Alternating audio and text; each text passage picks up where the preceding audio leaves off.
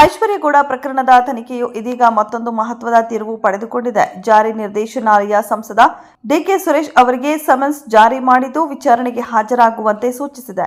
ಕೋಟ್ಯಾಂತರ ರೂಪಾಯಿ ಮೌಲ್ಯದ ಚಿನ್ನಾಭರಣ ವಂಚಿಸಿದ ಆರೋಪ ಹೊತ್ತ ಐಶ್ವರ್ಯಗೌಡ ಪ್ರಕರಣಕ್ಕೆ ಸಂಬಂಧಿಸಿದಂತೆ ಮಾಜಿ ಸಂಸದ ಡಿಕೆ ಸುರೇಶ್ ಅವರಿಗೆ ಇಡಿ ಸಮನ್ಸ್ ನೀಡಿದೆ. ಇಸ್ರೇಲ್ ಮತ್ತು ಇರಾನ್ ನಡುವೆ ಹೆಚ್ಚುತ್ತಿರುವ ಉದ್ವಿಗ್ನತೆಯ ಹಿನ್ನೆಲೆಯಲ್ಲಿ ಟೆಹರಾನ್ನಲ್ಲಿರುವ ಭಾರತೀಯ ವಿದ್ಯಾರ್ಥಿಗಳನ್ನು ಭದ್ರತಾ ಮುನ್ನೆಚ್ಚರಿಕೆಯಾಗಿ ನಗರದಿಂದ ಸ್ಥಳಾಂತರಿಸಲಾಗಿದೆ. ಉಲ್ಬಣಗೊಳ್ಳುತ್ತಿರುವ ಪರಿಸ್ಥಿತಿಯ ನಡುವೆ ಟೆಹರಾನ್ನಿಂದ ಹೊರಬರಲು ಭಾರತೀಯ ರಾಯಭಾರ ಕಚೇರಿ ಅವರಿಗೆ ಸಹಾಯ ಮಾಡಿದೆ.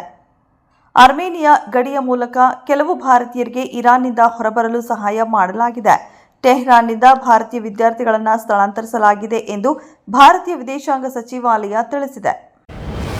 ಅಹಮದಾಬಾದ್ನಲ್ಲಿ ಏರ್ ಇಂಡಿಯಾ ವಿಮಾನ ಪತನದಲ್ಲಿ 270 ಜನ ಸಾವನ್ನಪ್ಪಿದ 5 ದಿನಗಳ ನಂತರ ಡಿಎನ್ಎ ಹೊಂದಾಣಿಕೆಯ ಮೂಲಕ ಇದುವರೆಗೆ 135 ಜನರನ್ನು ಗುರುತಿಸಲಾಗಿದೆ ಮತ್ತು 101 ಮೃತದೇಹಗಳನ್ನು ಅವರ ಕುಟುಂಬಗಳಿಗೆ ಹಸ್ತಾಂತರಿಸಲಾಗಿದೆ ಎಂದು ಅಧಿಕಾರಿಗಳು ಇಂದು ತಿಳಿಸಿದ್ದಾರೆ.